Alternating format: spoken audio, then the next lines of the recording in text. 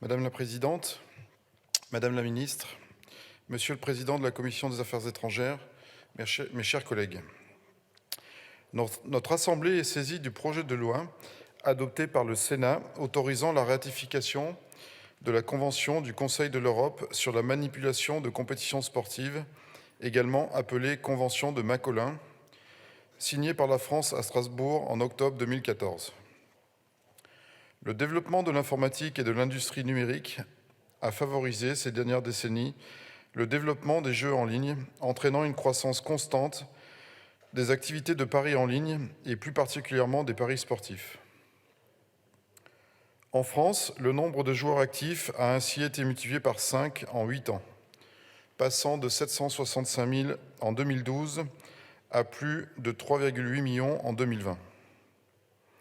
Le total des mises a été, pour sa part, multiplié par 7,5, passant de 705 millions d'euros en 2012 à plus de 5,3 milliards d'euros en 2020. La même dynamique peut être relevée aux échelles européennes et mondiales. Le chiffre d'affaires global des paris en ligne s'élevant à 1 450 milliards d'euros en 2021, dont 955 milliards pour le seul continent asiatique et 220 milliards pour le continent européen. Le football représente plus de la moitié de ce chiffre d'affaires mondial, soit 745 milliards d'euros, devançant ainsi de très loin le tennis avec 190 milliards d'euros, le basketball avec 185 milliards d'euros et le cricket avec 68 milliards d'euros. Cette situation a concomitamment créé un nouvel environnement propice à la manipulation des compétitions sportives. Ce phénomène, qui est lié à la fraude, au crime organisé et à la corruption, porte atteinte à l'intégrité du sport en compromettant son caractère imprévisible. Or, lorsque les passionnés ne croient plus à la fameuse incertitude du sport, celui-ci perd, en plus de ses valeurs, tout pouvoir d'attractivité.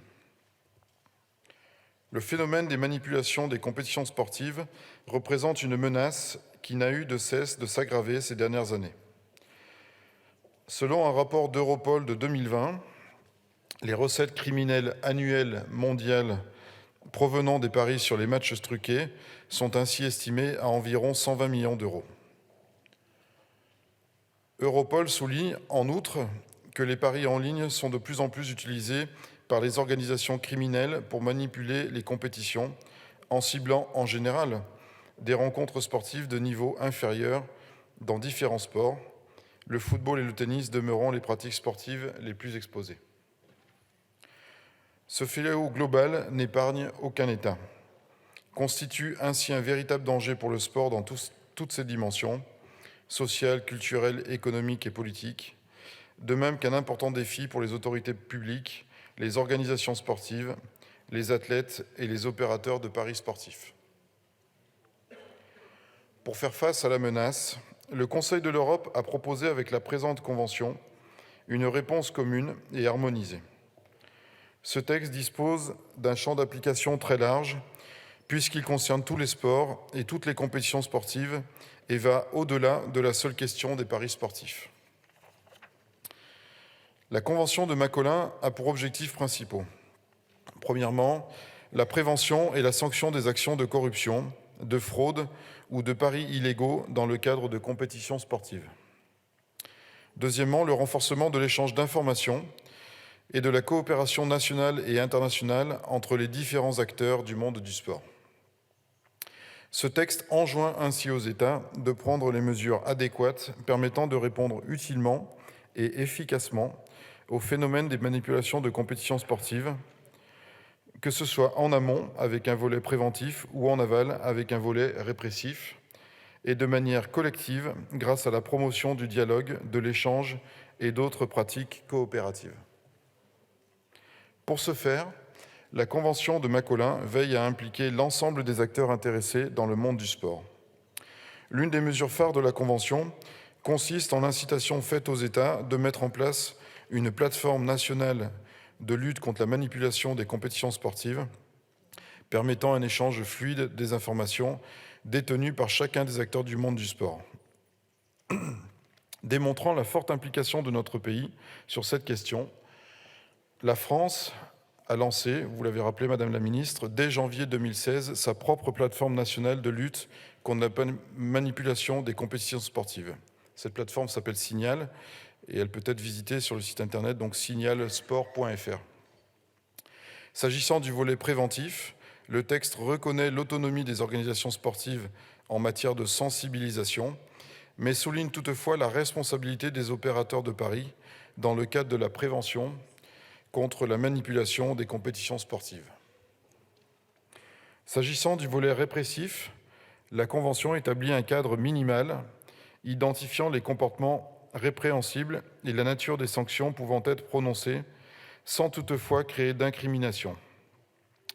L'objectif premier de la Convention, découlant de celui d'harmonisation, vise à permettre une reconnaissance mutuelle des décisions et sanctions prises par les États et à ne pas cantonner ces dernières à un seul territoire. La France a activement participé à l'élaboration de cette convention qui constitue le premier instrument international contraignant visant directement le trucage de matchs. Notre pays dispose d'ailleurs d'un arsenal législatif conséquent en matière de lutte contre ce phénomène, qui en fait un des États les plus avancés sur cette question. Ainsi, la plupart des stipulations de la Convention trouvent d'ores et déjà une traduction en droit français. Seules quelques évolutions législatives non urgentes pourraient être envisagées à l'avenir afin de renforcer encore la norme en vigueur et de parfaire la conformité de notre droit interne à la Convention de Macolin. À l'approche des deux événements sportifs majeurs qui sont organisés en France, à savoir la Coupe du monde de rugby en 2023 et les Jeux olympiques et paralympiques de Paris en 2024, la ratification de cet instrument de lutte contre la manipulation de compétitions sportives constitue un moyen de marquer un engagement fort de la France contre ce phénomène. À ce jour, 41 pays ont signé la Convention, dont 3 pays tiers, l'Australie, le Maroc et la Russie, sachant que pour la Russie, la signature est considérée comme suspendue depuis le 16 mars 2022, date de sortie de la Russie du Conseil de l'Europe. Et 7 États l'ont ratifié, à savoir 3 États membres de l'Union européenne, la Grèce, l'Italie et le Portugal, et 4 autres membres du Conseil de l'Europe, Moldavie, Norvège, Suisse et Ukraine.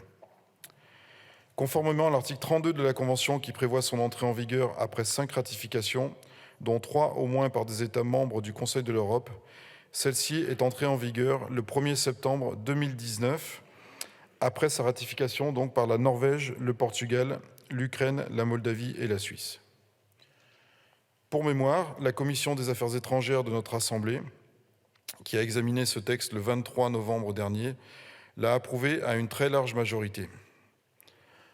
Afin de renforcer la lutte contre la manipulation de compétitions sportives et d'impliquer plus encore notre pays au cœur de cette mobilisation, je vous invite, mes chers collègues, à faire de même et à voter sans réserve en faveur de l'approbation de cette convention. Je vous remercie.